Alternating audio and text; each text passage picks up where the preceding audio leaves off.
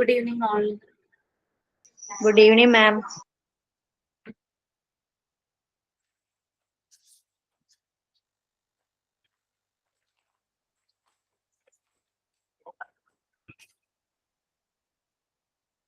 Okay, fine. We will start our session with a prayer.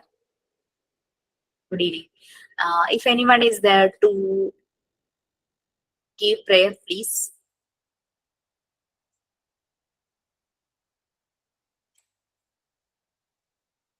Anyone? Ma'am, I am ready. Okay, please. Oh my God, thank you for everything. Everything I have, everything I do, it's a gift of you. Thank you for everything. Oh my God, hold my hands, bind us together in love. Thank you, my God. I just want to thank you, God, for all you've done in my life. You took my darkness and gave me your light. Thank you, my God.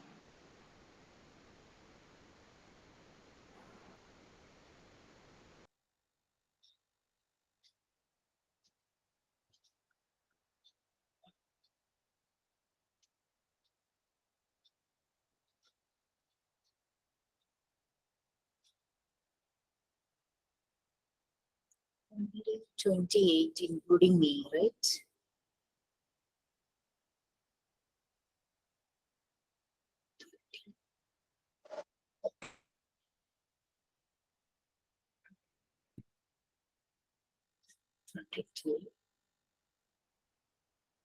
Okay, before starting the class. Good evening, ma'am. Good evening. Okay, before starting the class, I think that you people have any confusions regarding the internship or teaching practice. Actually, teaching practice is the apt word. Internship means after the course we are doing. അതാണ് എല്ലാവർക്കും ഒരു doubt. Internship course കഴിഞ്ഞിട്ട് ചെയ്താൽ പോരെ, course കഴിഞ്ഞിട്ട് ചെയ്താൽ പോരെ, അങ്ങനെ എനിക്കൊരു ഡൗട്ട് ഉണ്ട്. നമ്മളുടെ ഈ കോഴ്സ് എത്ര മാസമാണ്, അതിനുശേഷമാണ് ഇന്റേൺഷിപ്പ് ഉള്ളത്, അല്ലെങ്കിൽ ഇതിന്റെ ഇടയ്ക്കാണോ ലെറ്റർ വല്ലതും വരുന്നത്? ഇങ്ങനെയാണെന്നൊന്ന് പറയാമോ? എനിക്ക് ക്ലാസ് മിസ്സായിരുന്നു, എന്റെ ഫോൺ കേടായിരുന്നു ഇതിന്റെ ഇടയിൽ, അതാണ് മാം. കോഴ്സ് 12 months കോഴ്സ് ആണ് ശരിക്കും. പക്ഷെ ഡിപ്ലോമക്കാർക്ക് 2 modules കുറവാണ്. അതുകൊണ്ട് ആ നിങ്ങളുടെ ഡിപ്ലോമക്കാരുടെ സെഷൻ കഴിഞ്ഞ് കഴിയുമ്പോൾ അവർ ഫ്രീ ആയിരിക്കും. Free means not that much free. അവർക്ക് ആക്ടിവിറ്റീസ് ഉണ്ടാവും, അസൈൻമെന്റ്സും ആക്ടിവിറ്റീസും related with their topic content. It will be provide. പിന്നെ ഇൻ ബിറ്റ്വീൻ അവരെ ഇടയ്ക്ക് സെഷന് വിളിക്കും, അങ്ങനെയൊക്കെ ഉണ്ടാവും. കാരണം നമുക്ക് PG ഡിപ്ലോമക്കാർക്ക് 2 more modules കവർ ചെയ്യാനുണ്ട്. സോ അവരുടെ മാത്രമായിട്ട് സെഷൻസ് വയ്ക്കും. പക്ഷെ ജസ്റ്റ് ആ കണ്ടന്റ് എന്താന്നുള്ളത് നിങ്ങളോട് ജസ്റ്റ് ഒന്ന് ഷെയർ ചെയ്യും, എന്താണ് അതിൽ കൂടുതലായിട്ടുള്ളത് എന്നുള്ളത്. പിന്നെ ഇന്റേൺഷിപ്പ്, ശരിക്കും ഒരു കോഴ്സിന്റെ ഇന്റേൺഷിപ്പ് എന്ന് പറഞ്ഞു കഴിഞ്ഞാൽ കോഴ്സ് കഴിഞ്ഞിട്ടാണ്. പക്ഷെ ഇവിടെ നമുക്ക് ടീച്ചിങ് പ്രാക്ടീസ് ആണ്. അത് നമ്മൾ ചെയ്യുന്നത് ഇൻ ബിറ്റ്വീൻ ദ കോഴ്സ് ആണ്. അതിന് കാരണം എന്താണെന്ന് വെച്ചാൽ നിങ്ങൾ ഏപ്രിൽ ബാച്ചാണ്, നിങ്ങളുടെ കോഴ്സ് കഴിയുന്നത് നെക്സ്റ്റ് ഏപ്രിലിന് മുമ്പാണ്. അപ്പോ കോഴ്സ് കഴിഞ്ഞിട്ട് നിങ്ങൾ ഇന്റേൺഷിപ്പിന് പോവാന്ന് വിചാരിച്ചു കഴിഞ്ഞാൽ വെക്കേഷൻ ആണ് ആ സമയത്ത് സ്കൂളുകളിൽ. പിന്നെ അതുമല്ല, പിന്നെ നിങ്ങൾക്ക് ടീച്ചിങ് പ്രാക്ടീസിന് പോകണമെങ്കിൽ സ്കൂൾ ഓപ്പൺ ആവണം നെക്സ്റ്റ് അക്കാദമിക് ഇയർ ജൂൺ. അത് മാത്രമല്ല, ജനുവരിക്കുള്ളിൽ ഇന്റേൺഷിപ്പ് ചെയ്യുവാണെങ്കിൽ വളരെ നല്ലതായിരിക്കും. വേറൊന്നും കൊണ്ടല്ല, എല്ലാ സ്കൂളുകളിലും ജനുവരി ആവുമ്പോൾ ആനുവൽ ഡേ അല്ലെങ്കിൽ 9th 10th എക്സാംസ്, CBSE സ്കൂളാണ് ഞാൻ പറയുന്നത്, സ്റ്റേറ്റിലും അത് തന്നെയൊക്കെയാണ് അവസ്ഥ. ആ എക്സാമിന്റെ തിരക്കിലായിരിക്കും സ്കൂള്. ഒരു പക്ഷെ നമുക്ക് അവിടെ ഒരു എൻട്രി കിട്ടിയെന്ന് വരില്ല, അവർ പെർമിറ്റ് ചെയ്തെന്ന് വരില്ല ജനുവരി ടൈമിൽ. അപ്പൊ ഇന്റേൺഷിപ്പ് ചെയ്യുവാണെങ്കിൽ, ടീച്ചിങ് പ്രാക്ടീസ് ചെയ്യുവാണെങ്കിൽ ജനുവരിക്ക് മുമ്പ് തന്നെ ചെയ്യാൻ നോക്കണം. കാരണം അവിടെ എക്സാമിന്റെ തിരക്കിൽ അവര് ചിലപ്പോ ഇതിന് അപ്പൊ മാം, അപ്പൊ എങ്ങനെയാണ് ഞങ്ങക്ക് ലെറ്റർ തരുവോ? എങ്ങനെയാണ് ഇതൊന്ന് പറയുവോ മാം? അല്ലെങ്കിൽ നമ്മൾ സ്വയം പോണോ ഏതെങ്കിലും സ്കൂളില് ചോദിക്കണോ?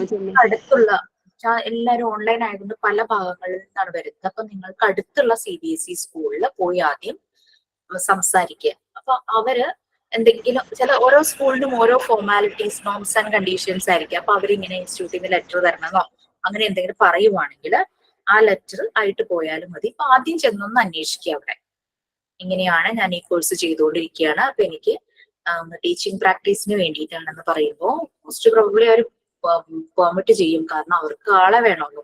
അവരുടെ പല പല മീൻസ് ആർട്സ് ഡേ ഒക്കെ വരുമ്പോഴേക്കും, ആനുവൽ ഡേ ഒക്കെ വരുമ്പോഴേക്കും അവർക്ക് സപ്പോർട്ട് ചെയ്യുന്ന ഒരാളെ കിട്ടുവാണെങ്കിൽ അവർക്ക് നല്ലതായിരിക്കും. അങ്ങനെയാണ് ഇത് ചെയ്യുന്നത്. ഓക്കെ മാം, പറയൂ മാഡം, എന്നിട്ട് ഞാൻ സംസാരിക്കാം. മാം പറഞ്ഞു തീർക്കാം, എന്നിട്ട് ഞാൻ ചോദിക്കാം എന്റെ ഡൗട്ട്.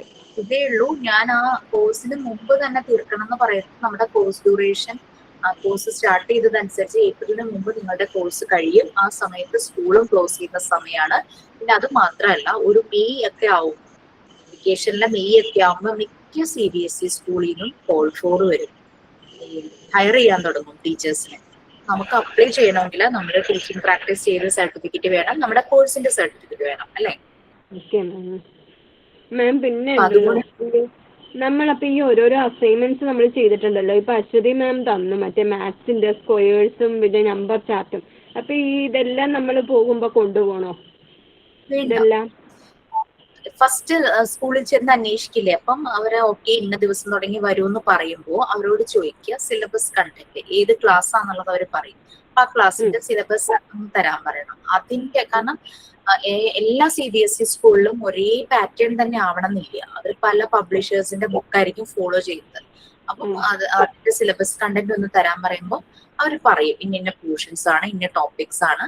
കാരണം അവരെ സംബന്ധിച്ച് ഒരു ടീച്ചർ വരുന്ന പോലെ തന്നെയാണ്, വന്ന് ക്ലാസ്സസ് എടുത്തു പോകുന്നു, അതുപോലെ തന്നെയാണ്. അപ്പൊ അവരെന്തായാലും നെക്സ്റ്റ് ഡേ വരുമ്പോൾ ഈ ഒരു ടോപ്പിക്കാണ് കുട്ടികൾക്ക് എടുത്തു കൊടുക്കേണ്ടത് എന്നൊക്കെ പറയും. അപ്പൊ അതിനനുസരിച്ച് അത് ചോദിച്ച് അതിനനുസരിച്ചുള്ള കാര്യങ്ങൾ മാത്രം അവർ അവിടെ പ്രൊവൈഡ് ചെയ്യുക. കാരണം ചെറിയ കുട്ടികളാണ്, അവരെ പഠിക്കേണ്ടാത്ത കാര്യങ്ങൾ അവരപ്പൊ പഠിപ്പിച്ചിട്ട് കാര്യമില്ല. Okay ma'am. പിന്നെ ഉണ്ടല്ലോ മാം, പണ്ട് നമ്മളുടെ ഈ ഫെസിലിറ്റേറ്റർ ഗ്രൂപ്പിൽ ഇട്ടിട്ടുണ്ടായിരുന്നു മാം, ഇങ്ങനെ പറഞ്ഞിട്ടുണ്ട് ഇങ്ങനെ ഒരു 120 pages നോട്ടില് അന്നന്ന് എടുക്കണം ഈ കാര്യങ്ങൾ നമ്മൾ എഴുതി പോണോന്ന്. അതും ഇതിൻ്റെയോടൊപ്പം തന്നെ ചെയ്യണോ അല്ലേ? അത് നോട്ട്സ് പ്രിപ്പറേഷൻ ആണോ ഉദ്ദേശിച്ചത്? അല്ല മാം, അന്ന് എന്തോ ഇന്റേൺഷിപ്പിന്റെ എന്തോ ആണ് എനിക്ക് അസൈൻമെന്റ് അല്ലേ? അതെ, അത് സബ്മിറ്റ് ചെയ്യേണ്ട ഡേറ്റ് വല്ലതും ഉണ്ടോ മാം? അല്ലെങ്കിൽ നമ്മൾ ഇതിനോടൊപ്പം തന്നെ അങ്ങനെ ഡേറ്റ് ഒന്നും പറഞ്ഞിട്ടില്ല. അല്ല മാം, അപ്പൊ നമ്മളിങ്ങനെ ഈ ഇന്റേൺഷിപ്പിന് പോകുമ്പോഴത്തേക്കും ആണോ അതിന്റെ ക്ലാസ്സസ് ആണോ മാം നമ്മൾ കുറിക്കേണ്ടത് ആ നോട്ടില്? ഇന്റേൺഷിപ്പിന് പോകുമ്പോൾ നിങ്ങൾക്കൊരു ഫോമാറ്റ് തരും. ആ ഫോമാറ്റ് അനുസരിച്ചാണ് നമ്മൾ കാര്യങ്ങൾ എഴുതേണ്ടത്. ഓക്കെ മാം, അതാണല്ലേ അപ്പൊ നോട്ടിൽ കുറിക്കേണ്ടത് നമ്മള്. താങ്ക് യു മാം, ക്ലിയർ ചെയ്തിട്ട് ഫയൽ ചെയ്താൽ മതി. 10 days അല്ലെങ്കിൽ 15 days ആണ് ആ സ്കൂളിൽ ടീച്ചിങ് പ്രാക്ടീസിന് പോയതെങ്കിൽ മിനിമം 3 weeks എങ്കിലും പോവുക. 15 days ആയിട്ടാണ് പോകുന്നെങ്കിൽ day 1 അത് ഏത് ഡേ ആണ്, ഡേറ്റും ഡേയും എഴുതുക, ടൈം എഴുതുക സ്കൂളിന്റെ, എന്നിട്ട് എന്തെല്ലാം കാര്യങ്ങൾ. അപ്പൊ ഞാൻ അതിനൊരു ഫോമാറ്റ് തരും. ആ ഫോമാറ്റ് അനുസരിച്ച് വേണം ആ റിപ്പോർട്ട് റെഡിയാക്കാൻ. Okay ma'am, clear. Thank you. Excuse me, miss. Hello. Miss, ഞാൻ ഓൾറെഡി സ്കൂളിൽ വർക്ക് ചെയ്യുന്നുണ്ട് മിസ്. അപ്പൊ ഞാൻ അവിടുത്തെ മിസ് തരുന്ന ഫോർമാറ്റിൽ അവിടുത്തെ കാര്യങ്ങൾ തന്നെ എഴുതിയാ പോരെ? മതി ഇനഫ്. ഞാൻ അവിടെ വേറെ ഇപ്പം നമ്മൾ ഇന്റേൺഷിപ്പിന് പോയി എന്നുള്ളതിന്റെ എന്തെങ്കിലും സർട്ടിഫിക്കറ്റ് അങ്ങനെ എന്തെങ്കിലും സബ്മിറ്റ് ചെയ്യണമെന്നുണ്ടോ?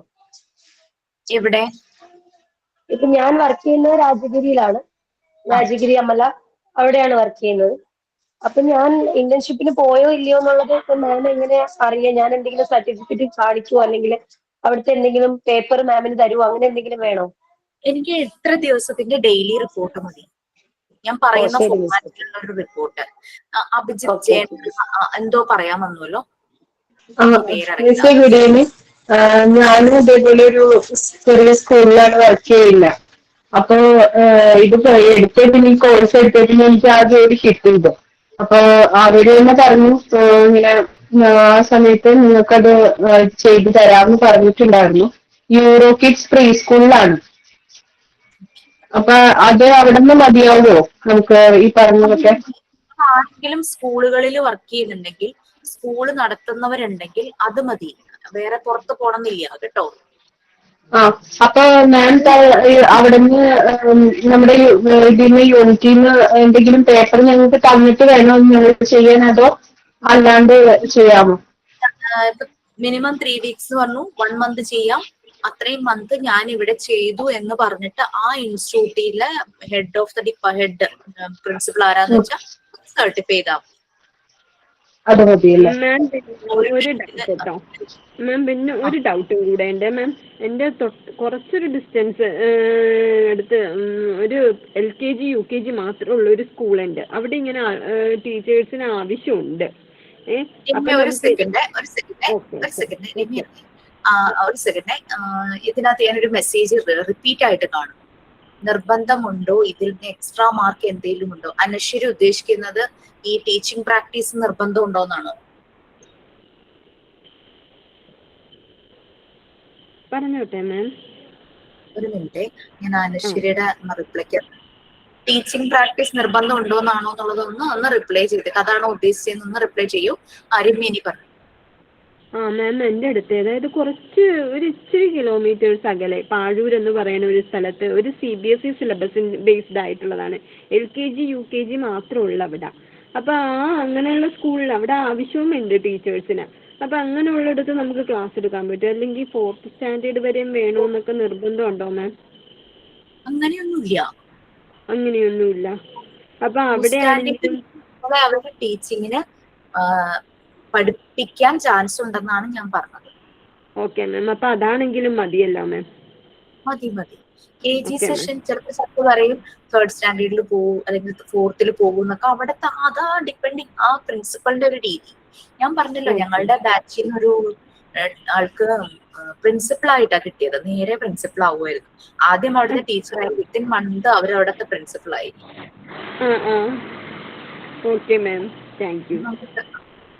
അനശ്വരിയുടെ മറുപടി ഒന്നും വന്നില്ല. ടീച്ചിങ് പ്രാക്ടീസ് നിർബന്ധമാണോ എന്ന് ചോദിച്ചു കഴിഞ്ഞാൽ നമ്മൾ നിർബന്ധം പറയുന്നില്ല, പക്ഷെ അത് ചെയ്യുവാണെങ്കിൽ അത് നിങ്ങൾക്ക് ബെനിഫിഷ്യൽ ആണ്.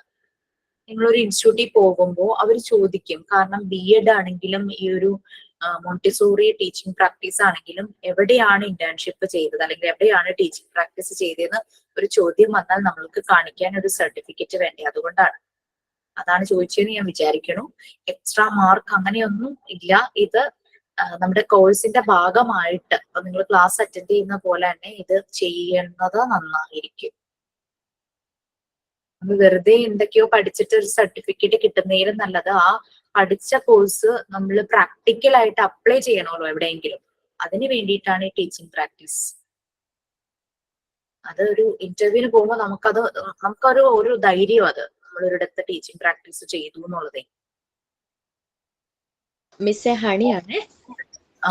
ടീച്ചർ, ഞാനിപ്പോ ചെയ്തോണ്ടിരിക്കുക. ഞാൻ ടീച്ചറോടൊന്നും പറഞ്ഞില്ലായിരുന്നു, എനിക്ക് കിട്ടി. വർക്ക് ചെയ്യുന്നുണ്ട്.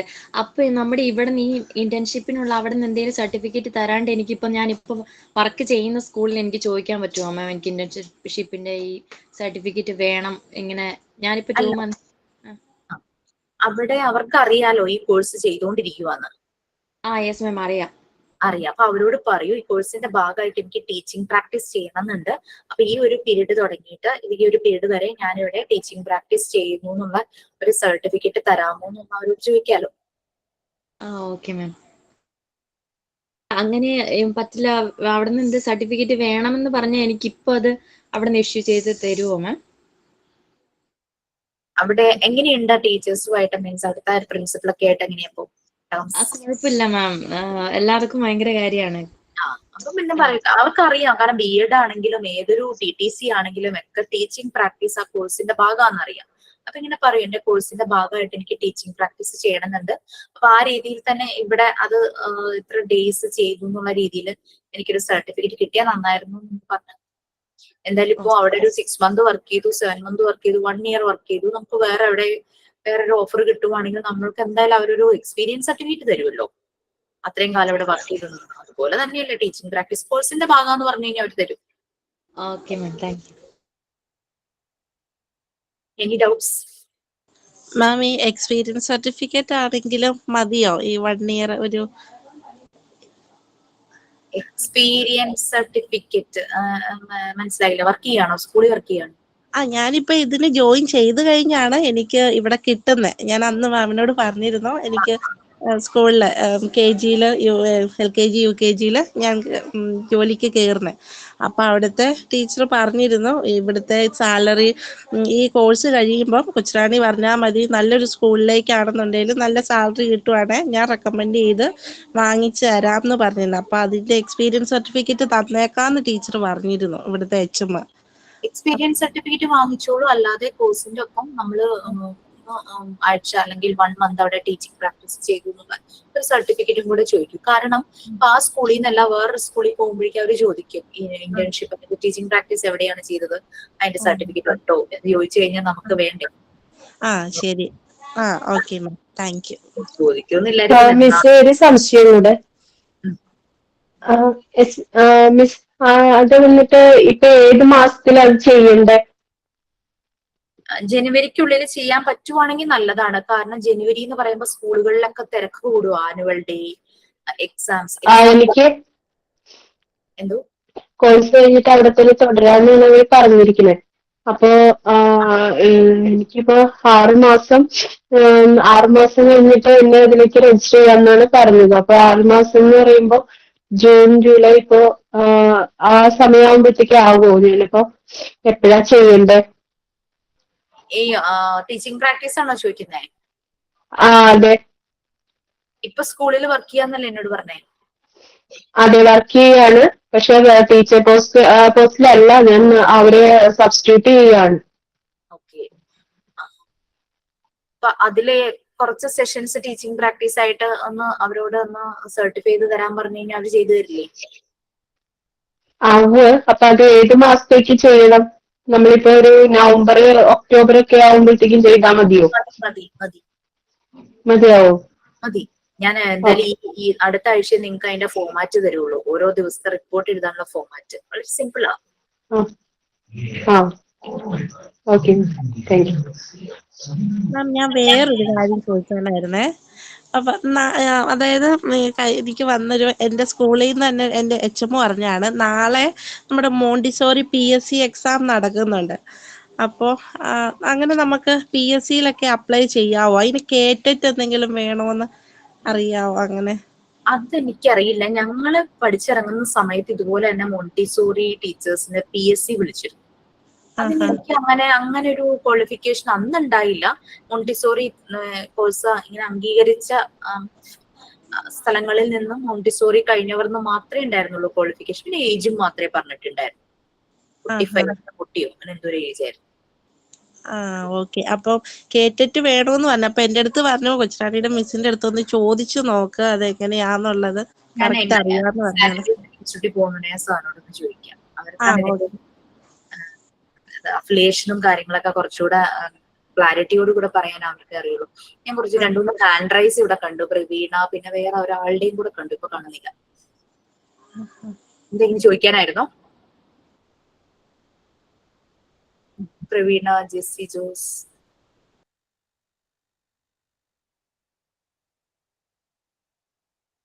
ഒന്നുമില്ല, വെറുതെ ഹാൻഡ് റൈസ് ആയിരുന്നു. ഓക്കെ. ഈ കഴിഞ്ഞ ക്ലാസ്സിൽ നിങ്ങൾക്ക് നോൺ വെർബൽ ക്യൂസ് പറഞ്ഞു തന്നിരുന്നോ? പറഞ്ഞിരുന്നോ?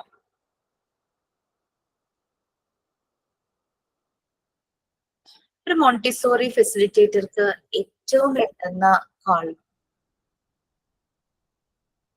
Okay Aswathi, that's very good.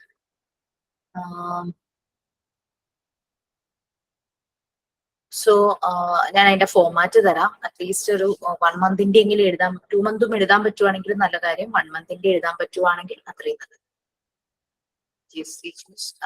Praveena, ആരൊക്കെയോ ഹാൻഡ് റൈസ്. എന്തെങ്കിലും ചോദിക്കാനാണെങ്കിൽ ചോദിച്ചോളൂ കേട്ടോ.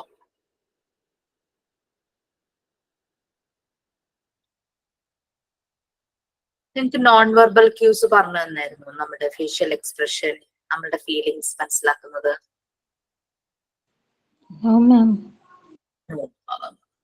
2-3 സെഷൻസും കൂടെ കഴിഞ്ഞിട്ട് അത് നമുക്ക് സംസാരിക്കാം. മറ്റേ ഫസ്റ്റ് ബാച്ചിലാണ് തോന്നുന്നു പറഞ്ഞത്. അപ്പൊ നെക്സ്റ്റ് നമ്മളുടെ ചാപ്റ്റർ എന്ന് പറഞ്ഞു കഴിഞ്ഞാൽ ചോദിക്കാൻ മറന്നുപോയി. ഓക്കെ, നെക്സ്റ്റ് വീക്ക് നമുക്ക് നോൺ വെർബൽ കുറച്ച് തെറാപ്പി സെഷൻ ആണത്. നെക്സ്റ്റ് വീക്ക് അത് ചെയ്യാം. ഇപ്പൊ നമ്മള് ഒരു പോർഷൻ എന്ന് പറഞ്ഞു കഴിഞ്ഞാല് പാർട്ട് 2-ലെ 9th യൂണിറ്റ് ഡിഫൻസ് മെക്കാനിസം. ബാക്കിയെല്ലാം നിങ്ങളുടെ കഴിഞ്ഞു എന്നാണ്. എഡ്യൂക്കേഷൻ സൈക്കോളജി ശരണ്യ മാം എടുത്തുകൊണ്ടിരിക്കുന്നുണ്ടാവും. നീഡ്സ്, ശ്രുതി മിസ് നീഡ്സ് കഴിഞ്ഞു എന്ന് എനിക്കറിയില്ല. 9th unit part 2 child development and സൈക്കോളജിയിലെ 9th യൂണിറ്റ് ആണ് ഡിഫൻസ് മെക്കാനിസം. എന്താ ഡിഫൻസ് മെക്കാനിസം? ആ വാക്കിന്റെ പേര് അറിയാമോ? മീൻസ് മീനിങ് എന്താ അതുകൊണ്ട് ഉദ്ദേശിക്കുന്നതെന്ന് അറിയാം? പ്രതിരോധവുമായി ബന്ധപ്പെട്ടതാണോ മാം? കറക്റ്റ്. ഈ ഡിസീസിന് അഗേൻസ്റ്റ് ആയിട്ടുള്ളത്? അതെ അതെ.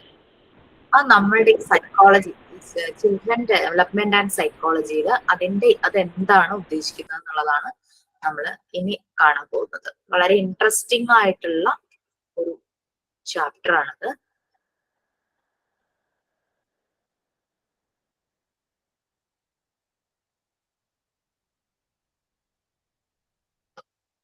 Defence mechanism.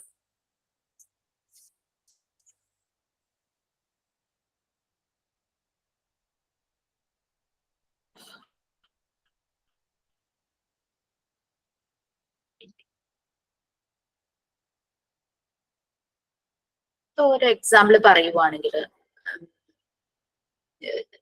വെറുതെ പറയുന്ന കേട്ടോ, അത് കൂടുതൽ സീരിയസ് ആയിട്ട് എടുക്കരുത്. ഇപ്പോ എന്റെ മുമ്പില് രമ്യ, കുറെ രമ്യ ഉണ്ടല്ലോ, ഏതെങ്കിലും രമ്യ ഇരിക്കുന്നുണ്ട്. അപ്പൊ ഞാൻ രമ്യയോട് ഒരു കാര്യം ചോദിക്കുവാണ്. രമ്യക്ക് അതിനെ പറ്റി വലിയ, അല്ലെങ്കിൽ വേണ്ട, രമ്യ എന്നോട് ചോദിക്കുവോ എന്തോ ഒരു ടോപ്പിക്കിനെ പറ്റി രമ്യ ഒന്ന് ക്ലിയർ ചെയ്യാനായിട്ട് എന്നോട് ചോദിക്കുക. പക്ഷെ എനിക്ക് അതിനെപ്പറ്റി വലിയ അറിവൊന്നുമില്ല. ഞാൻ എന്താ ചെയ്യാ? അതിനെപ്പറ്റി അറിവില്ലെങ്കിലും എനിക്കറിയാവുന്നത് ഞാൻ ഭയങ്കര ഇലാബറേറ്റ് ചെയ്ത് പറയുക. അതൊരു ടൈപ്പ് ഓഫ് ഡിഫൻസ് മെക്കാനിസം. നമ്മള് ഡിഫൻസ് മെക്കാനിസം നിങ്ങൾ പറഞ്ഞു പ്രതിരോധിക്കുവാണ്. അതായത് ഒരാൾ ഇടിക്കാൻ വരുമ്പോഴേക്കും നമ്മൾ ഇടി തടുക്കാനായിട്ട് ഇങ്ങനെ നിൽക്കും. അടിക്കാൻ വരുമ്പോൾ കുട്ടികൾ ഇങ്ങനെ തടുക്കാനായിട്ട് നിൽക്കും. ഫിസിക്കലി വരുന്ന ഡിഫൻസ് മെക്കാനിസം. നമ്മളിവിടെ സൈക്കോളജിക്കൽ ആയിട്ടുള്ള ഡിഫൻസ് മെക്കാനിസം ആണ് നമ്മളിവിടെ പറയാൻ പോകുന്നത്. ഇത് കുട്ടികളിൽ കാണാനായിട്ട് പറ്റും. ഈ ഡിഫൻസ്, പല രീതിയിലുള്ള ഡിഫൻസ് മെക്കാനിസം കുട്ടികളിൽ മാത്രമല്ല അഡൽട്സിലും കാണാം. അപ്പൊ ഞാൻ പറഞ്ഞ ഒരു സിമ്പിൾ എക്സാമ്പിൾ ആണ്. എന്നോട് നിങ്ങളൊരു ടോപ്പിക്കിനെ പറ്റി പറയുന്നു. അപ്പൊ എനിക്കത് അറിയില്ല എന്നങ്ങ് സമ്മതിക്കാൻ ഒട്ടും താല്പര്യമില്ല. അപ്പൊ ഞാൻ എന്താ ചെയ്യുന്നത്? വേറൊരു ടോപ്പിക്, അതിനെ ജസ്റ്റ് കണക്ട് ആവുന്ന വേറൊരു ടോപ്പിക് എനിക്ക് അതിനെപ്പറ്റി നല്ലപോലെ അറിയാം. ഞാൻ അപ്പൊ അതങ്ങോട്ട് ബൂസ്റ്റ് ചെയ്ത് പറയാനായിട്ട് തുടങ്ങും. That is A type of defence mechanism. മറ്റേത് എനിക്ക് അറിയില്ല എന്നുള്ളത് മൂടി വെക്കാനുള്ള ഒരു തരം ഡിഫൻസ് മെക്കാനിസം ആണത്. ഓക്കെ, സോ ഒരു എക്സാമ്പിൾ പറഞ്ഞിട്ടേ നമുക്ക് പല ടൈപ്പ് ഡിഫൻസ് മെക്കാനിസം നമുക്ക് ഇന്നത്തെ പഠിക്കാനുണ്ട്. നത്തിങ് റിലേറ്റഡ് വിത്ത് ഫിസിക്കൽ, അതായത് നമ്മളുടെ ശരീരം കൊണ്ട് പ്രതിരോധിക്കുന്നതല്ല, നമ്മൾ മനസ്സുകൊണ്ട് ചില കാര്യങ്ങൾ ചെയ്യുന്ന ഡിഫൻസ് മെക്കാനിസം ആണ് നമ്മൾ ഇതിൽ പഠിക്കുന്നത്. ഫസ്റ്റ് പാരഗ്രാഫ് എന്ന് പറഞ്ഞു കഴിഞ്ഞാൽ ശരി വലിയൊരു പാരഗ്രാഫാ. അത് നല്ല ഓഡിയോ ഓൺ ചെയ്താൽ ഡിസ്റ്റർബൻസ് ബാക്ക്ഗ്രൗണ്ടിൽ ഇല്ലാത്ത ആരെങ്കിലും ഒന്ന് വായിക്കാം.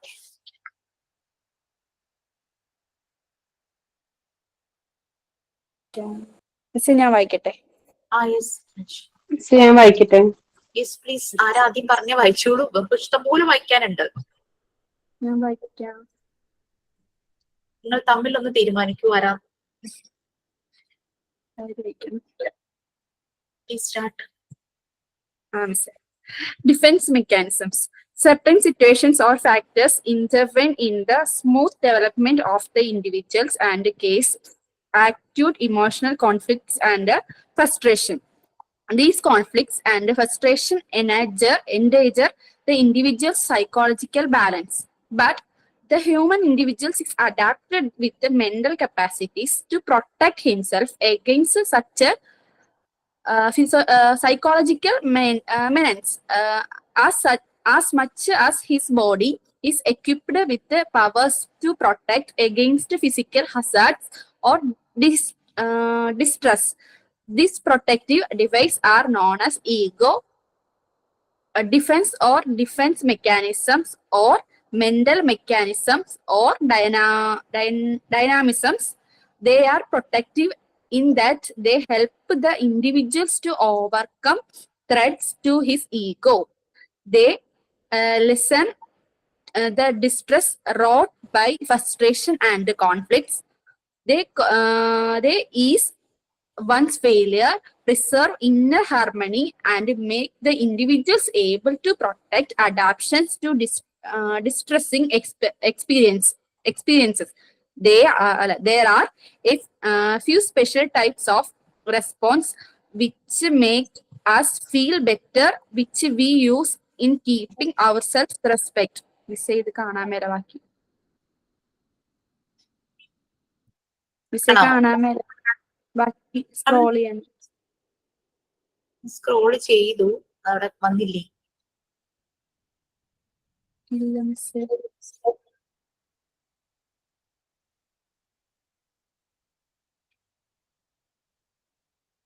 സ്റ്റക്ക് ആയിരിക്കുവാണോ?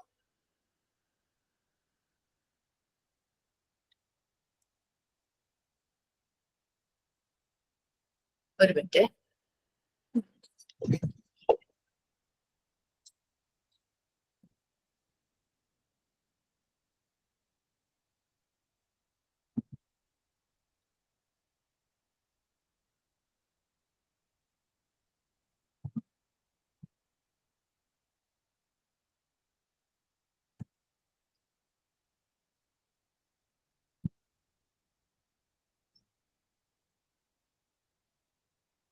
ഇത് കാണാമോ?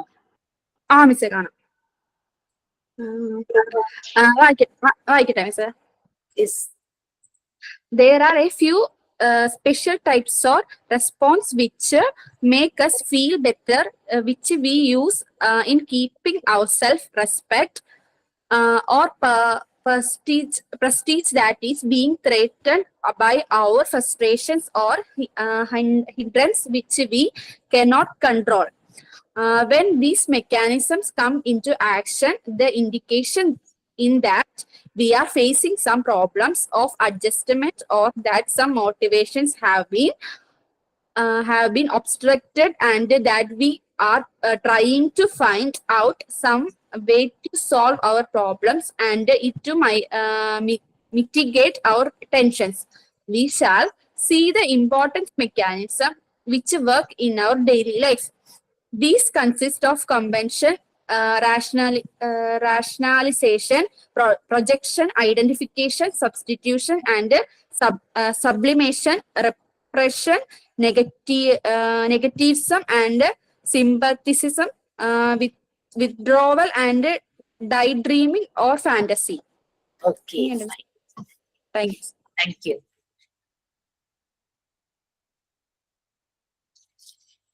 ഞാൻ പറഞ്ഞ ഒരു എക്സാമ്പിളിൽ നിന്ന് നിങ്ങൾക്ക് മനസ്സിലായി കാണാം, എന്റെ ഈഗോയിനെ അത് ഹേർട്ട് ചെയ്യും. അതുകൊണ്ടാണ് ഞാൻ അത് വിട്ടിട്ട് വേറൊരു കാര്യത്തെ പറ്റി എനിക്ക് അറിയാവുന്നത് ഞാൻ ഭയങ്കരമായിട്ട് ഹൈലൈറ്റ് ചെയ്ത് പറയുന്നത്. ഇതാണ് ശരിക്കും നമ്മളുടെ ഈഗോയിനെ ഹേർട്ട് ചെയ്യുന്ന രീതിയിൽ ഈഗോയ്ക്ക് അഗെയിൻസ്റ്റ് ആയിട്ട് എന്തെങ്കിലും വരുമ്പോഴാണ് നമ്മൾ ഈ ഡിഫൻസ് മെക്കാനിസം. നമ്മൾ ഈഗോ എന്ന് പറഞ്ഞാൽ എന്താ? Self importance. സെൽഫ് ഇമ്പോർട്ടൻസ് നമ്മൾ കൊടുക്കണം, പക്ഷെ അത് ഭയങ്കര കൂടിയ ലെവലിൽ വരുമ്പോഴാണ് ഈഗോ ഭയങ്കരമായിട്ട് ഹൈയിൽ നിൽക്കുന്നത്. അപ്പോഴാണ് പ്രശ്നങ്ങൾ വരും. പക്ഷെ ചെറിയൊരു ഈഗോ നല്ലതാണ്. ഈഗോ എന്ന് പറഞ്ഞാൽ സെൽഫ് ഇമ്പോർട്ടൻസ്. നമ്മളൊന്ന് പോസിറ്റീവായിട്ട് പറഞ്ഞാൽ നമ്മളുടെ ഐഡന്റിറ്റിയെ കുറിച്ച് നമ്മൾ ഭയങ്കര ബോധവാന്മാരായിരിക്കുക. Your consciousness of your own identity. നമ്മൾക്ക് നല്ലൊരു ബോധം ഉണ്ടാകും. ഈ ഡിഫൻസ് മെക്കാനിസത്തെ കുറിച്ച് കൂടുതലായിട്ട് പറഞ്ഞത് സിഗ്മണ്ട് ഫ്രോയിഡിന്റെ മകളായ ആൻ ഫ്രോയിഡ് ആണ്. അവരാണ് ഈ ഡിഫൻസ് മെക്കാനിസം കൂടുതലായിട്ട് പറഞ്ഞത്. അപ്പൊ ആ ഒരു പാരഗ്രാഫ് അതാണ് പറയുന്നത്, നമ്മളുടെ ഈഗോ അതിനെ വല്ലാതെ ബുദ്ധിമുട്ടിക്കുന്ന രീതിയിൽ വരുമ്പോൾ നമുക്ക് ഭയങ്കര ഒരു ഫ്രസ്ട്രേഷനും കോൺഫ്ലിക്ട്സും ഒക്കെ വരാം. അതൊക്കെ അങ്ങോട്ട് ഫോം ചെയ്യും. അപ്പൊ നമ്മളൊരു ഡിഫൻസ് മെക്കാനിസം ചെയ്യുമ്പോഴേക്കും ആ വന്ന ഫ്രസ്ട്രേഷൻ കോൺഫ്ലിക്ട്സ് ഒക്കെ ഒന്ന് ലെസൺ ചെയ്യും. ശരിക്കും പറഞ്ഞു കഴിഞ്ഞാൽ ഒരു പോസിറ്റീവ്നെസ് ഉണ്ട് ഡിഫൻസ് മെക്കാനിസത്തിൽ. നമ്മൾ നമ്മുടെ ബോഡിക്ക് ഒരു അറ്റാക്ക് വരുമ്പോൾ നമ്മൾ മാക്സിമം നമ്മുടെ പവർ എടുത്ത് നമ്മൾ അതിനെ പ്രതിരോധിക്കും. അവിടെ ഒരു പോസിറ്റീവ്നെസ് തന്നെയാണ്. അതുപോലെ തന്നെയാണ് നമ്മുടെ മെന്റലി നമുക്കൊരു ഇഷ്യൂ വരുമ്പോൾ നമ്മളൊരു ഡിഫൻസ് മെക്കാനിസം കൊണ്ട് അതിനെ പ്രതിരോധിക്കുകയാണ്. എനിക്ക് അറിയില്ല എന്ന് പറയുമ്പോഴേക്കും ഞാനങ്ങ് ഷൈ ആവുക. പക്ഷെ അതിന് പകരം എനിക്ക് അറിയാവുന്ന കാര്യം പറയുമ്പോൾ എനിക്കൊരു സ്വയം ഒരു സമാധാനം കിട്ടുക. മറ്റേത് എനിക്ക് അറിയില്ലെങ്കിലും ഞാൻ ഇതിനെപ്പറ്റി പറഞ്ഞു കൊടുത്തല്ലോ. അപ്പൊ അതാണ് നമ്മുടെ ഈഗോയ്ക്ക് ബുദ്ധിമുട്ടുണ്ടാകുന്ന ഒരു കാര്യം വരുമ്പോൾ നമ്മളെ അതിന് നമ്മളൊരു ഡിഫൻസ് മെക്കാനിസം അങ്ങോട്ട് ചെയ്യുവാണ്. അതാണ് ഈ പറയുന്നത്. അത് പല രീതിയിൽ പല ആസ്പെക്റ്റില് ഈ ഡിഫൻസ് മെക്കാനിസം വരും. പലതും ഉണ്ട്, കുറെ ഉണ്ട്. അതിന്റെ കോമ്പൻസേഷൻ, റാഷണലൈസേഷൻ, പ്രൊജക്ഷൻ, ഐഡന്റിഫിക്കേഷൻ കുറെ ലിസ്റ്റ് ഔട്ട് ചെയ്തിട്ടുണ്ട്. അതിൽ ഫസ്റ്റ് വൺ നമ്മൾ സംസാരിക്കാൻ പോവാണ്. എന്താണ് ഈ ഡിഫൻസ് മെക്കാനിസത്തിന്? ഈഗോ ഡിഫൻസ് എന്ന് പറയാം, ഡിഫൻസ് മെക്കാനിസം എന്ന് പറയാം, മെന്റൽ മെക്കാനിസംസ് എന്ന് പറയാം, ഡൈനാമിസംസ് എന്ന് പറയാം. അപ്പൊ ശരിക്കും ഇത് നമ്മളുടെ മനസ്സിന് എന്തെങ്കിലും ഷോക്ക് പോലെ വരുന്നതോ അല്ലെങ്കിൽ മനസ്സിനെ ബുദ്ധിമുട്ടിക്കുന്ന എന്തെങ്കിലും വരുമ്പോൾ നമ്മൾ ചെയ്യുന്ന ഒരു മെന്റൽ മെക്കാനിസം ആണ് ഈ ഡിഫൻസ് മെക്കാനിസം, അല്ലെങ്കിൽ ഈഗോ ഡിഫൻസ് ആണ്. മറ്റേത് ശരീരത്തിനെ പ്രൊട്ടക്ട് ചെയ്യുന്ന രീതിയിൽ നമ്മൾ ചെയ്യുന്നതാണ് സെൽഫ് ഡിഫൻസ്. സ്കൂളുകളിലൊക്കെ അതിന്റെ പ്രാക്ടീസ് കൊടുക്കുമല്ലോ. ഇത് മനസ്സിനെ ഇതാക്കാൻ, അല്ലെങ്കിൽ അത് ചെയ്യുന്നത് ഒരു പരിധി വരെ നല്ലതാണെന്നാ പറയാ. അല്ലെങ്കിൽ നമ്മൾ മെന്റലി പലപ്പോഴും ഡൗൺ ആയി പോകും. നമ്മൾ ഇങ്ങനെ ചെയ്യുമ്പോഴേക്കും അത് ഓക്കെ, നമ്മള് സ്വയം നമ്മൾ സമാധാനിപ്പിക്കുക എന്നൊക്കെ പറയില്ലേ, ഒരു സെൽഫ് ഇമ്പോർട്ടൻസ് കൊടുക്കുന്നു. അതുകൊണ്ട് നാച്ചുറലി വരുന്ന ഒരു പ്രോസസ്സാണ് ഡിഫൻസ് മെക്കാനിസം എന്ന് പറയുന്നത്. അതിന് ഫസ്റ്റ് വൺ കോമ്പൻസേഷൻ. ആരാ റെഡി ആയിട്ടിരിക്കുന്ന വായിക്കാൻ?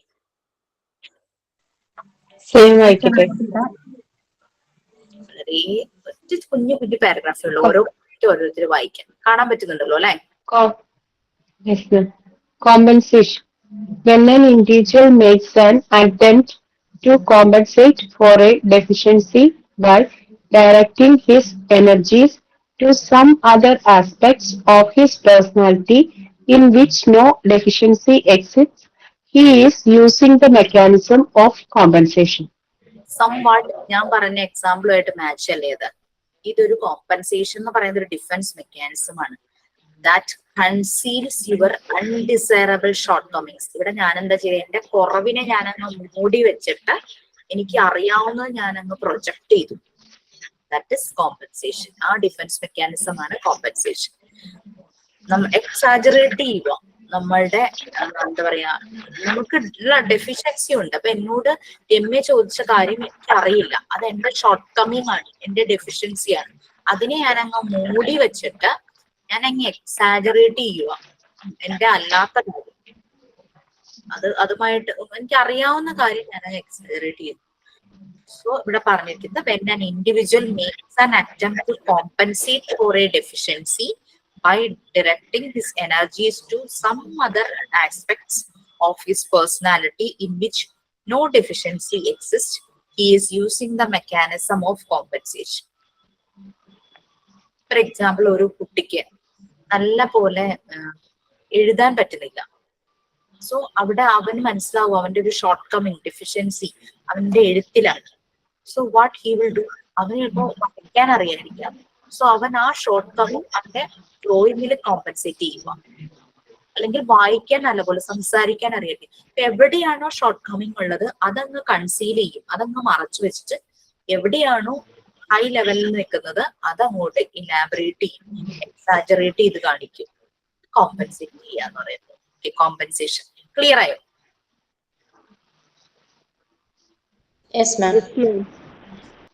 ഡിഫൻസ് മെക്കാനിസം നമ്മൾ മെന്റലി യൂസ് ചെയ്യുന്ന ഡിഫൻസ് മെക്കാനിസം ആണ് ഇത്. ഓക്കെ, ഹൈലൈറ്റ് ചെയ്യുന്നു. So next one rationalisation. ആരെങ്കിലും വായിച്ചോളൂ? ഞാൻ വായിക്കട്ടെ. Okay. Rationalization.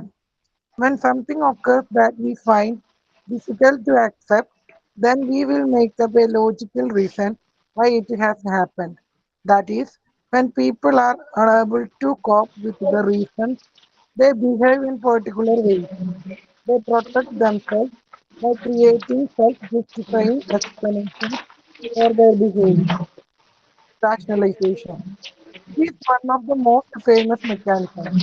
The individual who has been frustrated or who cannot solve the problem in a successful manner and consequently feels discomfort and restless attempts to reduce his feeling of anxiety and guilt by using this device.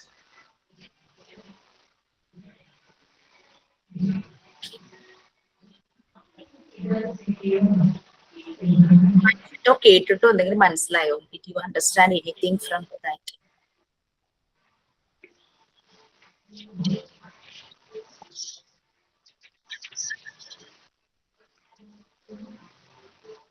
ഇവിടെ just എന്തെങ്കിലും ഒരു തെറ്റ് സംഭവിച്ചിട്ടുണ്ടെങ്കിൽ നമ്മളുടെ ഭാഗത്തു നിന്നല്ല, നമ്മളത് ന്യായീകരിക്കല്, മുടന്ത ന്യായങ്ങൾ പറയൂലേ, അതല്ലേ മാം? ജസ്റ്റിഫൈ ചെയ്യുവാണ് അല്ലെ. ഒരു എക്സാമ്പിൾ പറയുകയാണെങ്കിൽ എന്തെങ്കിലും ഡിസാസ്റ്റർ സംഭവിച്ചു, അല്ലെങ്കിൽ എന്താ പറയാ എന്തെങ്കിലും ഒരു അപകടം സംഭവിച്ചു, അത് വിധിയാണ്. സോ അവിടെ ഒരു ജസ്റ്റിഫിക്കേഷൻ ആണ്. മൂഡ്സ് വിൽ, ദൈവനിശ്ചയം, വിധിയാണെന്ന് വേണമെങ്കിൽ പറയാം, അങ്ങനെ പറയും. ഓക്കെ, അപ്പൊ അവിടെ ഒരു ലോജിക്കൽ ഒരു റീസൺ കണ്ടെത്തുക. ഇങ്ങനെ എന്തുകൊണ്ട് ഇപ്പൊ ഒരാളുടെ കയ്യിൽ നിന്ന് ഒരു മിസ്റ്റേക്ക് പറ്റി, അപ്പം അത് ജസ്റ്റിഫൈ ചെയ്യുക, അത് എന്റെ തെറ്റല്ല എന്നുള്ള രീതിയിൽ ഒരു ജസ്റ്റിഫിക്കേഷൻ നടത്തുന്നു. അതാണ് റാഷണലൈസേഷൻ. ഒരു പാരഗ്രാഫ് അധികം ഉണ്ടെന്നേ ഉള്ളൂ. നിങ്ങൾ അത് എന്താണ് റാഷണലൈസേഷൻ എന്നുള്ളത് കൊണ്ട് ഉദ്ദേശിക്കുന്നത് മനസ്സിലാക്കി കഴിഞ്ഞു കഴിഞ്ഞാൽ ആ പാരഗ്രാഫ് ഒന്ന് വായിച്ചു കഴിഞ്ഞാൽ മനസ്സിലാവും. ഒരു കുക്കപ്പ് ചെയ്യുക, ഒരു സ്റ്റോറി കുക്കപ്പ് ചെയ്യുന്ന പോലെ തന്നെ ഇതിനെ ജസ്റ്റിഫൈ ചെയ്തുകൊണ്ടിരിക്കുക.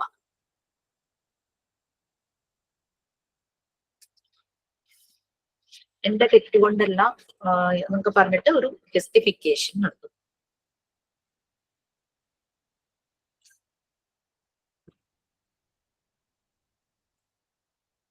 അപ്പൊ അങ്ങനെ പറയുമ്പോഴേക്കും അവർക്ക് കുറച്ച് സമാധാനം ഉണ്ടാവും. അപ്പൊ അവര് ഒരു എന്തെങ്കിലും ഒരു പ്രോബ്ലം, അവർ ഫ്രസ്ട്രേറ്റഡ് ആയിരിക്കും, അവരെ കൊണ്ട് ആ പ്രോബ്ലം സോൾവ് ചെയ്യാൻ പറ്റുന്നില്ല, അവർക്ക് ആ സക്സസ്ഫുൾ മാനറിൽ അതിലേക്ക് വരാൻ പറ്റുന്നില്ല. അങ്ങനെ വരുമ്പോഴേക്കും ഒരു ഡിസ്കംഫർട്ടും റെസ്റ്റ്ലെസ്സും ആയിരിക്കും. അങ്ങനെയുള്ളവർ അതങ്ങ് ന്യായീകരിച്ച് ജസ്റ്റിഫൈ ചെയ്ത് അങ്ങോട്ട് അവരുടെ ആ ആൻസൈറ്റിയും ഗിൽട്ടും എല്ലാം റെഡ്യൂസ് ചെയ്യും. അതാണ് ഈ റാഷണലൈസേഷൻ എന്നുള്ള ഡിഫൻസ് മെക്കാനിസത്തിൽ വരുന്നത്.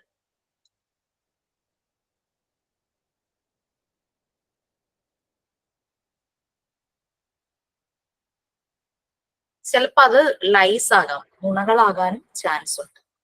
പിന്നെ for many people with sensitive Egoss, വളരെ സെൻസിറ്റീവ് ഈഗോസ് ആയിട്ടുള്ള ആൾക്കാര് അവരെപ്പോഴും വളരെ ഈസി ആയിട്ട് എക്സ്ക്യൂസസ് ഉണ്ടാക്കും. ഇതുപോലെ ജസ്റ്റിഫൈ ചെയ്യാനുള്ള എക്സ്ക്യൂസസ് ഉണ്ടായിരിക്കും. ചിലപ്പോ അറിയാതെ തന്നെ ഈ എക്സ്ക്യൂസസ് അവരങ്ങ് പറഞ്ഞു പോകും.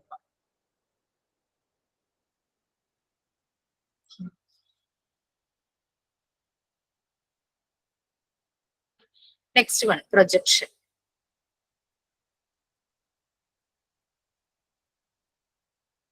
എനിവൺ കാണാൻ പറ്റില്ല? Ma'am, I'll read, ma'am.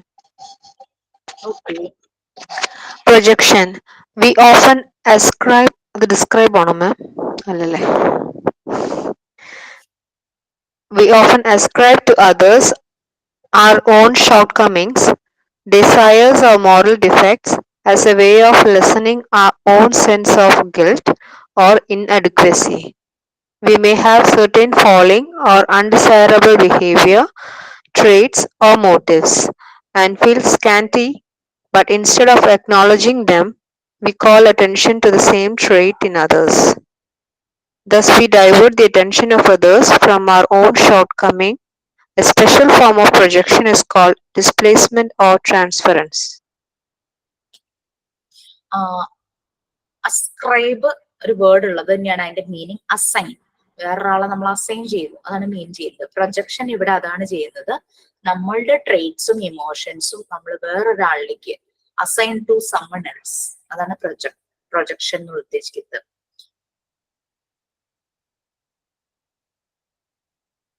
നമുക്ക് പല ഷോർട്ട് കമ്മിങ്സ് ഉണ്ടായിരിക്കും. എല്ലാവരും അത്ര പെർഫെക്റ്റ് ഒന്നും ആയിരിക്കില്ലല്ലോ. എല്ലാവരും എന്തെങ്കിലുമൊക്കെ ഒരു ഡെഫിഷ്യൻസി ഉണ്ടാവും, ഒരു ബിഹേവിയർ ട്രേറ്റ്സ്, ഒരു സ്വഭാവത്തിൽ തന്നെ എന്തെങ്കിലും ഒരു ചെറിയ വ്യത്യാസങ്ങള്.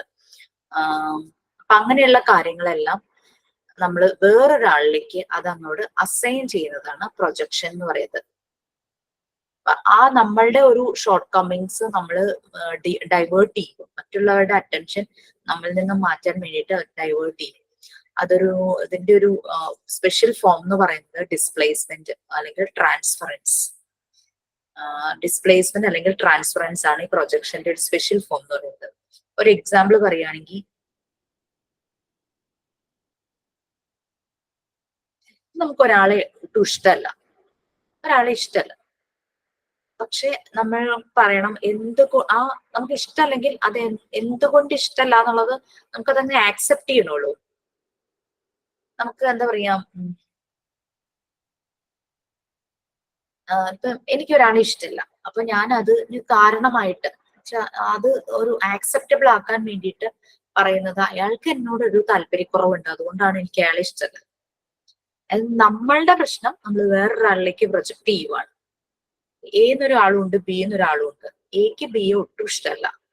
അപ്പൊ അത് മറ്റുള്ളവരോട് സമ്മതിക്കാൻ എക്ക് ബുദ്ധിമുട്ട്. അപ്പൊ എ എന്താ ചെയ്യാ, ബി എന്നോട് ഇഷ്ടക്കേട് കാണിച്ചു, എന്നോട് മോശമായി പെരുമാറി, അതുകൊണ്ടാണ് എനിക്ക് ബിയെ ഇഷ്ടമല്ലാത്തത്. ആ രീതിയിലാക്കിയെടുക്കും. നമ്മുടെ ഡെഫിഷ്യൻസി ന്യായങ്ങൾ പറയണത് ഓൾമോസ്റ്റ് ഏതാണ്ടൊക്കെ സെയിം തന്നെ. അതായത് നമ്മള് ഇതിനെ മാറ്റുക. ഡിസ്പ്ലേസ്മെന്റിന്റെ ഒരു വേറൊരു ഫോം തന്നെയാണ് ഡിസ്പ്ലേസ്മെന്റ് എന്ന് പറയുന്നത്. ഡിസ്പ്ലേസ്മെന്റ് എന്താന്ന് ഞാൻ പറയുന്നത്, ഡിസ്പ്ലേസ്മെന്റ് ഇതിനകത്ത് കൊടുത്തിട്ടില്ല, അത് പറഞ്ഞു. എല്ലാം ഇത് തന്നെ. നമ്മള് നമ്മുടെ ബോഡിക്ക്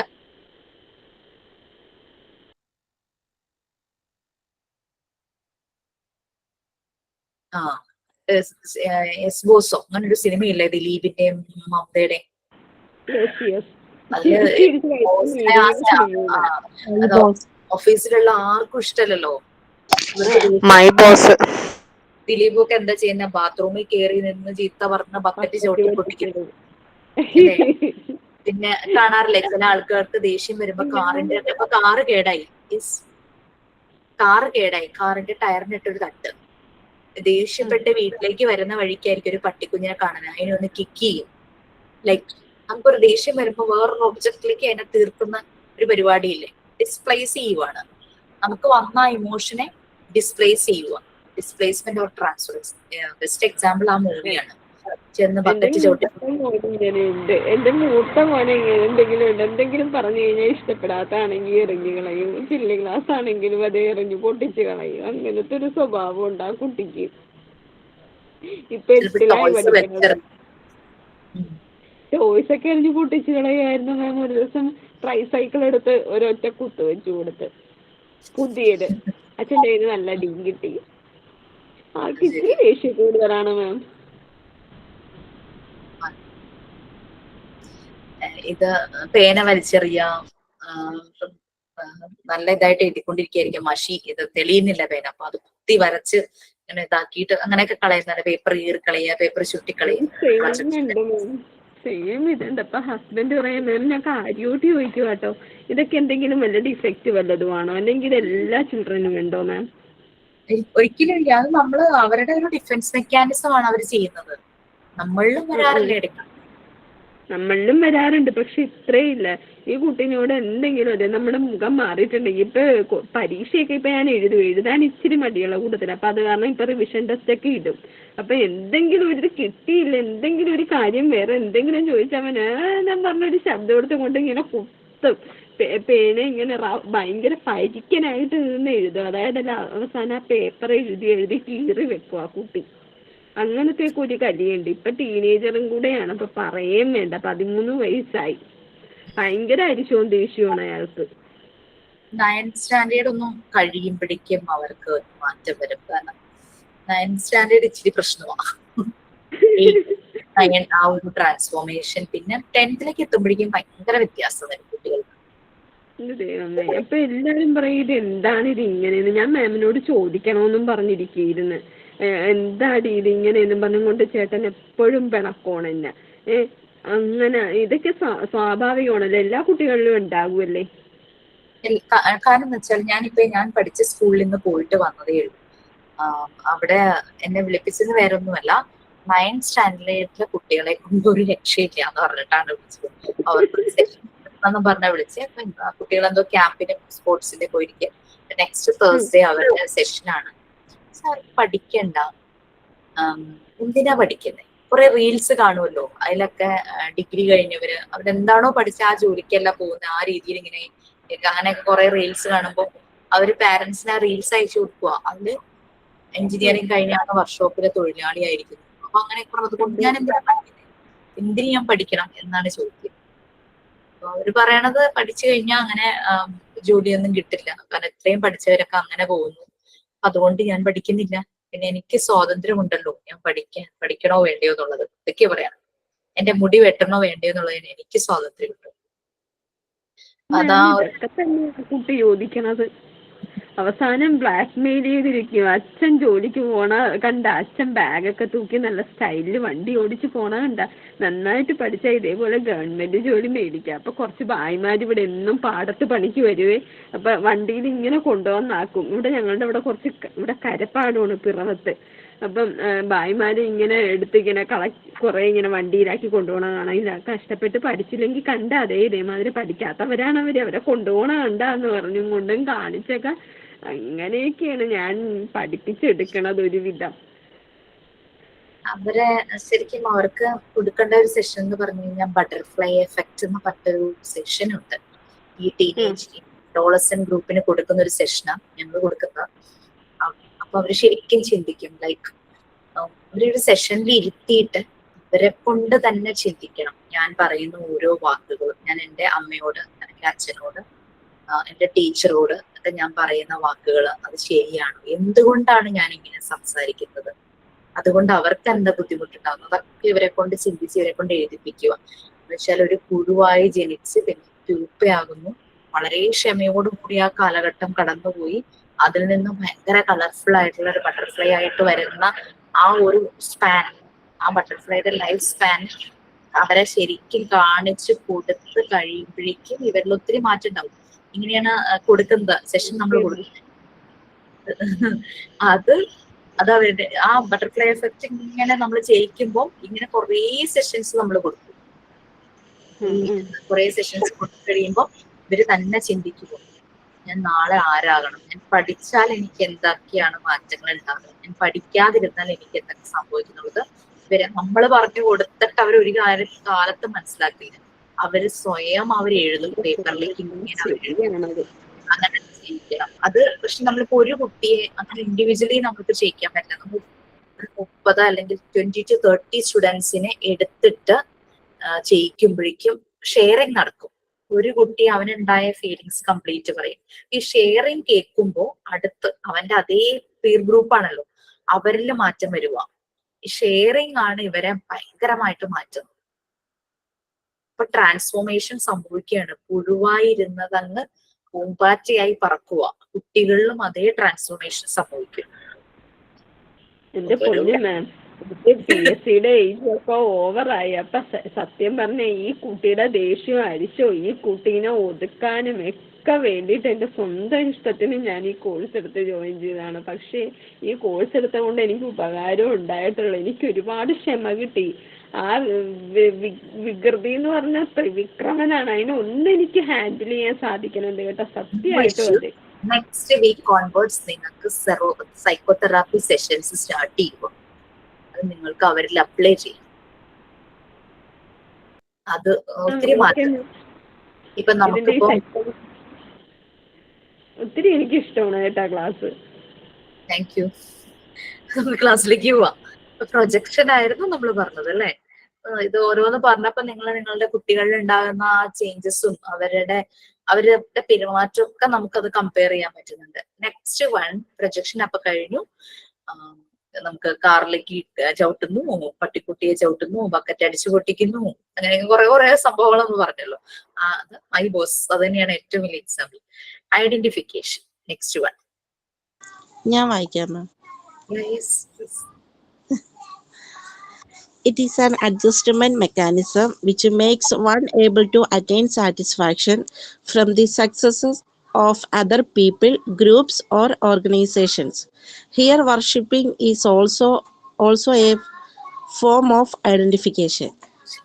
One second.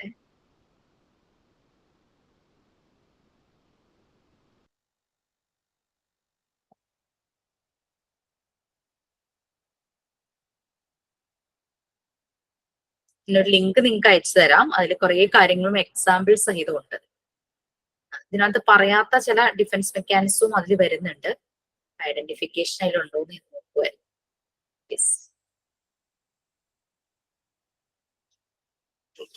Okay fine. Here worshipping എന്നാണ് വർക്കുന്നത് വന്നതില് സ്പെല്ലിംഗ് മിസ്റ്റേക്ക് ആണോ? വർഷിപ്പിംഗ് തന്നെയാണ്. മാം ഒരു ഇതിട്ടിരുന്നില്ലേ നമ്മുടെ മെറ്റീരിയല്? ജപ്പാനിലെ ഒരു വീഡിയോ. എനിക്കൊന്ന് ജസ്റ്റ് മനസ്സിലാകാൻ വേണ്ടിട്ട് അവിടുത്തെ ഒരു teaching method. Yes, ma'am. I have seen that already before. ഞാൻ കണ്ടിട്ടുണ്ട് അത് same video. Okay, that's it. That type of useful videos നിങ്ങൾക്ക് നിങ്ങളുടെ ഗ്രൂപ്പിൽ ഷെയർ ചെയ്യാം കേട്ടോ. കാരണം നമ്മളുടെ കോഴ്സ് റിലേറ്റഡ് ഷെയർ ചെയ്യാവുന്നതേ ഉള്ളൂ. ഐഡന്റിഫിക്കേഷൻ എന്ന് പറഞ്ഞ process of recognizing something or someone by remembering. ആ ഒരു മീനിങ്, വേർഡിന്റെ മീനിങ് ആയിട്ട് ഞാൻ പറഞ്ഞതാ. അഡ്ജസന്റ് മെക്കാനിസം ആണ്. അതായത് നമ്മളൊരു കാര്യത്തിൽ സക്സസ് ആയിട്ടില്ല, പക്ഷെ നമുക്ക് വേറൊരാളുടെ സക്സസ് കാണുമ്പോൾ നമുക്ക് ഭയങ്കര സന്തോഷം. അതാണ് ശരിക്കും ഐഡന്റിഫിക്കേഷനിൽ വരുന്നത്. ഇപ്പം ക്രിക്കറ്റ് കളിക്കാൻ ഭയങ്കര ഇഷ്ടമാണ് കുട്ടിക്ക് എന്ന് വിചാരിച്ചു. ക്രിക്കറ്റ് കളിയൊക്കെ കാണുന്നുണ്ട്. അപ്പൊ അതിലിപ്പോ കൂടുതൽ കോഹ്ലി 6 അടിച്ചു. സോ ഭയങ്കരമായിട്ട് സാറ്റിസ്ഫൈഡ് ആവുക. കാരണം നമുക്ക് പറ്റാത്തത് വേറൊരാളില്, അവൻ ആക്സെപ്റ്റബിൾ ആയിട്ടുള്ള ഒരാളില് ആ ഒരു സക്സസ് കാണുന്നു. അതാണ് identification. Success of other people, attain satisfaction from the success of other people. അല്ലെങ്കിൽ ഗ്രൂപ്പ്സ് ആയിരിക്കാം അത്. ഇപ്പം ഫുട്ബോൾ മാച്ച്, ക്രിക്കറ്റ് മാച്ച്, ഇതൊക്കെ ഗ്രൂപ്പിന്റെ അല്ലേ. പിന്നെ അതുപോലെ ഇവിടെ വർഷിപ്പിംഗ് പറഞ്ഞത് ഒരു ഫോം ഓഫ് ഐഡന്റിഫിക്കേഷൻ ആണ്. പ്രെയർ ഗ്രൂപ്പിൽ ഇരിക്കുന്നത്, അവിടെ മെയിൻ ആയിട്ട് ഒരാൾ ലീഡ് ചെയ്യുന്നുണ്ടാവും. അവിടെ ഭയങ്കര സാറ്റിസ്ഫൈഡ് ആയിട്ടിരിക്കും. നമുക്കൊക്കെ ഉള്ളതാണല്ലോ. ഭയങ്കര ഡിസ്റ്റർബ്ഡ് ആവുമ്പോഴേക്കും നമ്മളൊരു എവിടെയെങ്കിലും പോയി ഒരു പ്രെയർ അപ്പൊ ഒരു ഗ്രൂപ്പിലിരുന്ന് ചെയ്യുമ്പോൾ എല്ലാ ബിലീഫിലുള്ളവർക്കും ഉണ്ട് ഗ്രൂപ്പായിട്ടുള്ള പ്രെയർ അല്ലെ. അത് ശരിക്കും നമുക്കൊരു സമാധാനത്തിന് വേണ്ടിയിട്ട് ചെയ്യുന്നതാണല്ലോ പ്രെയർ. അതൊരു ഗ്രൂപ്പിന്റെ കൂടെ പോകുമ്പോഴേക്കും നമുക്ക് കുറച്ചുകൂടി ചിലപ്പോൾ അവരുടെ ഒരു സക്സസ് സ്റ്റോറി ഒക്കെ കാണാം. ചില പ്രെയറിൽ അങ്ങനെയല്ലേ, അവർക്ക് ഇങ്ങനെ ചെയ്തപ്പോ അവർക്ക് ഇങ്ങനെ ഒരു സമാധാനം കിട്ടി എന്ന് പറഞ്ഞ് അവർ പറയുമ്പോഴേക്കും നമുക്കൊരു സമാധാനം. Success story of other people കാണുമ്പോൾ നമ്മൾ ഭയങ്കരമായിട്ട് സാറ്റിസ്ഫൈഡ് ആകും. അതാണ് ഐഡന്റിഫിക്കേഷൻ വരുന്നത്.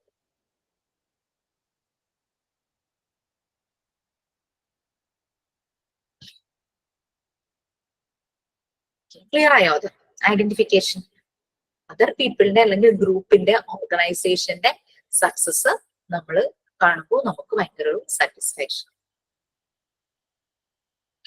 That is identification. Next one, substitution.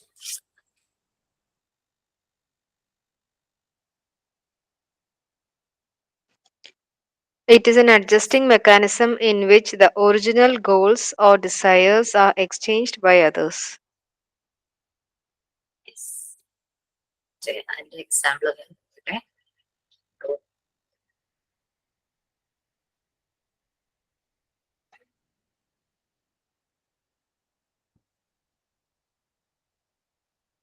Substitution ഇതിനകത്ത് കൊടുത്തിട്ടില്ല.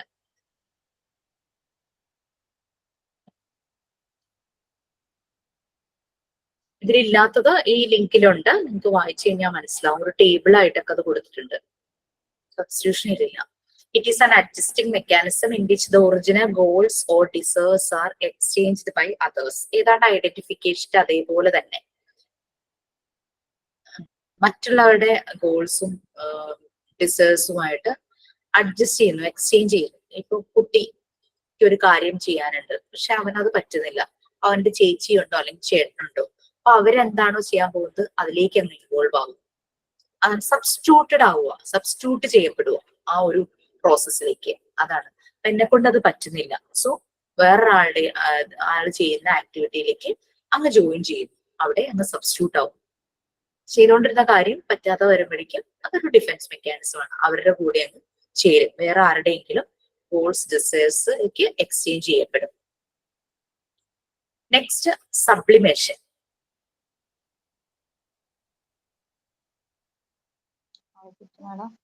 It is the form of mechanism of substitution in which our unacceptable desires or activities are redirected into socially desirable channels.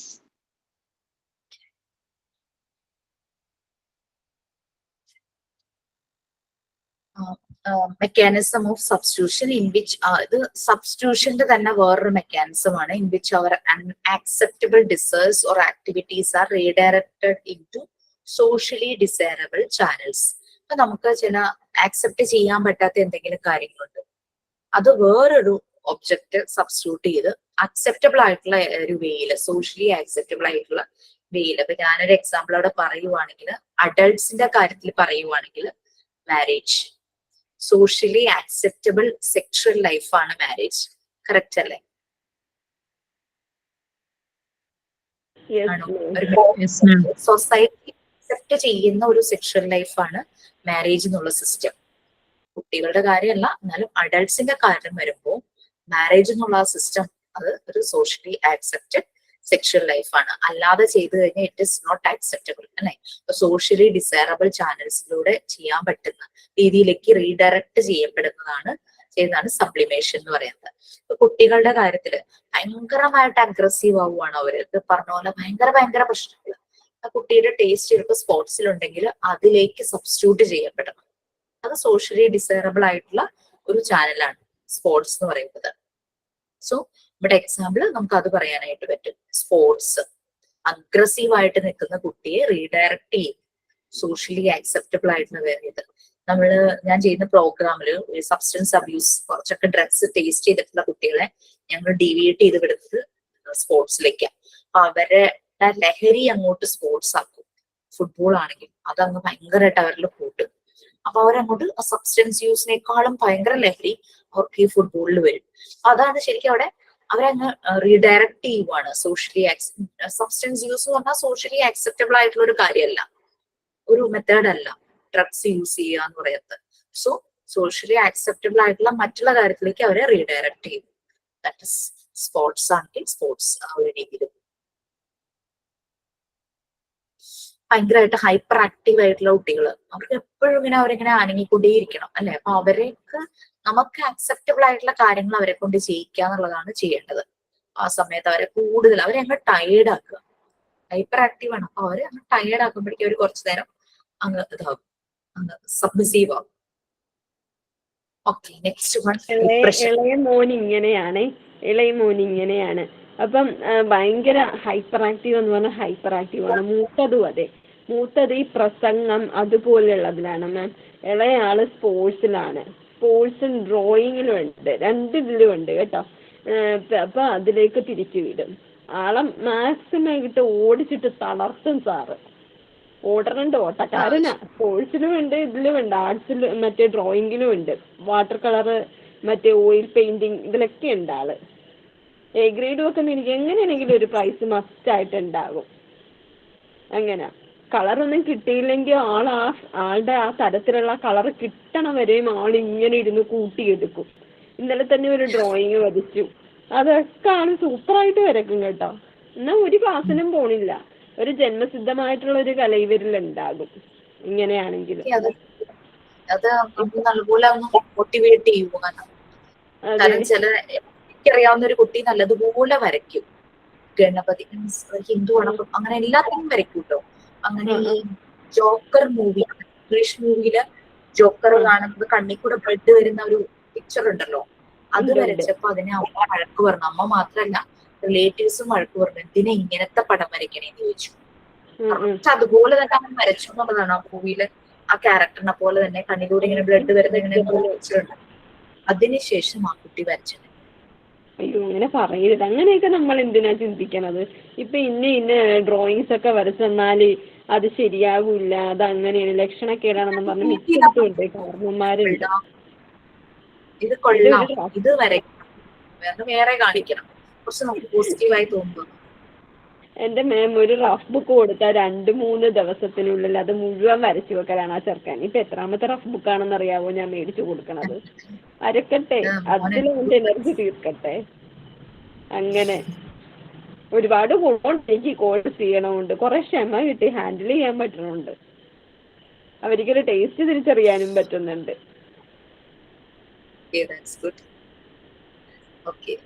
Repression, next one. Freud describes it as a basic mechanism in which our strong emotional ideas and uncomfortable memories which do not agree with our social values and norms and split off from unconsciousness and thrown into a consciousness and thrown into the unconscious.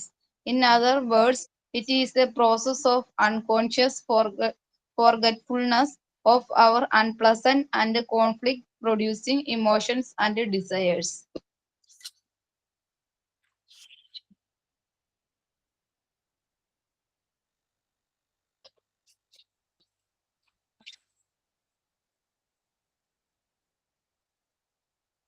ഇത് ഒരു method of forgetting. നമുക്ക് ആവശ്യമില്ലാത്ത unwanted ആയിട്ടുള്ള കാര്യങ്ങളൊന്ന് മറക്കുക, നമ്മുടെ conscious ആയിട്ടുള്ള മൈൻഡിൽ നിന്ന് അതിനെ അങ്ങ് മാറ്റുക. അതാണ് ഇവിടെ ചെയ്യുന്നത് റിഗ്രഷൻ. അപ്പൊ ഈ നെക്സ്റ്റ് ഞാൻ പറഞ്ഞില്ലേ തെറാപ്പി സെഷൻസ് വരുമ്പോൾ അത് നിങ്ങൾ കുറച്ചുകൂടി മനസ്സിലാകും എങ്ങനെയാണ് അത് ചെയ്യേണ്ടത്. ഒരു കുട്ടിക്കാവുമ്പോ എങ്ങനെ ചെയ്തു കൊടുക്കണം, ഒരു അഡൾട്ടിന് അതെങ്ങനെ ചെയ്തു കൊടുക്കണം. ഞാനിപ്പോ നിങ്ങളൊരു തെറാപ്പി എനിക്ക് ചെയ്യിക്കണം, സൈക്കോ തെറാപ്പി ചെയ്യിക്കണമെങ്കിൽ ഞാൻ അത് ആദ്യം അനുഭവിക്കണം, എന്നാലേ നമുക്കത് മറ്റുള്ളവരുടെ നമുക്ക് ചെയ്യാനായിട്ട് പറ്റുള്ളൂ. അതാണ് നമ്മൾ എന്തിനും നമ്മളൊരു പ്രാക്ടീസ് ചെയ്യുന്നത്. സോ ഇപ്പൊ എനിക്കത് ഞാൻ ചെയ്ത് എനിക്ക് സ്വയം മനസ്സിലായാലാണ് വേറൊരാൾക്ക് കൊടുക്കാൻ പാടും. ഓക്കെ, അപ്പൊ അതുപോലെ നമ്മൾ കുട്ടികളിൽ നമുക്കത് ചെയ്യണമെങ്കിൽ നമ്മൾ ആദ്യം അത് ഫീൽ ചെയ്യണം. എങ്ങനെയാണ് സെഷൻ, അതുകൊണ്ട് എന്തൊക്കെ മാറ്റങ്ങളാണ് എനിക്കുണ്ടായത്, അപ്പൊ ഞാനത് എങ്ങനെയുള്ള ആളുകളിൽ ഞാനത് കൊടുക്കണം, അവരെ എങ്ങനെ മാറ്റിയെടുക്കാനായിട്ട് പറ്റും എന്നുള്ളത് നമ്മൾ മനസ്സിലാക്കും. ഇവിടെ അൺവാണ്ടഡ് ആയിട്ടുള്ള സാധനങ്ങളെല്ലാം മറക്കുക. ആ ഒരു ഡിഫൻസ് മെക്കാനിസം ആണ് regression.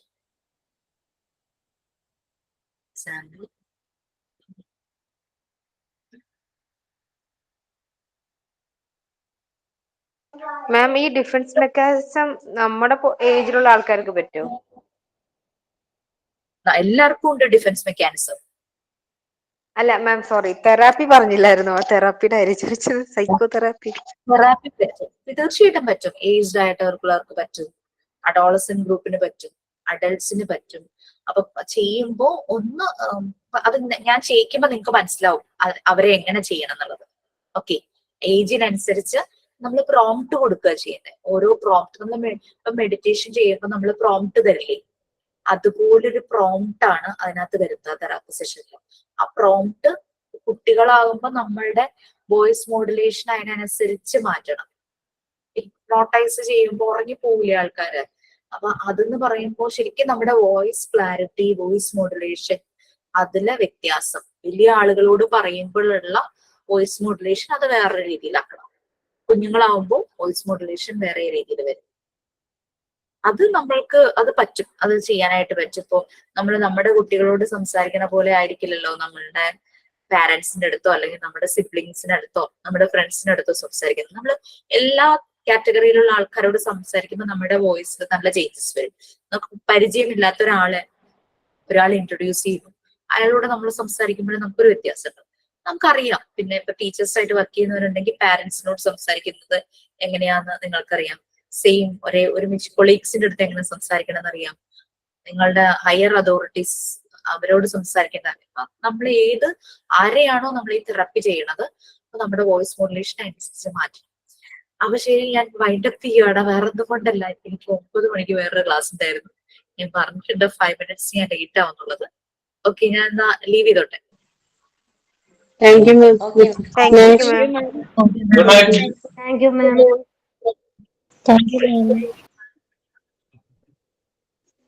Thank you, ma'am. Okay, bye. Okay, leave ചെയ്യണേ. ബൈ.